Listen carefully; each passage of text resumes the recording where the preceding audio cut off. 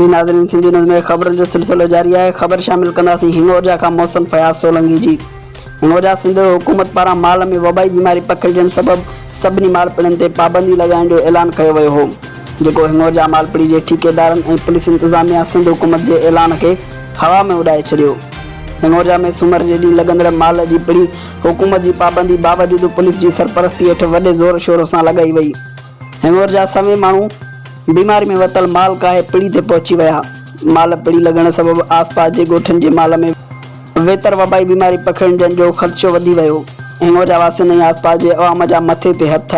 उन मौक़े ते शहर मीडिया सां ॻाल्हाईंदे चयो त असां DC खैरपुर, वज़ीर आला सिंध सैयद मुराद अली शाह ऐं ॿियनि वसारनि खे मुतालबो था कयूं त जल्द नोटिस वठी मुनाफ़िक़ोर ठेकेदारनि ख़िलाफ़ कार्रवाई करे माल पिड़ी बंदि कराए माल में पखिड़िजंदड़ वबाई बीमारी ते ज़ाब्तो आंदो वञे।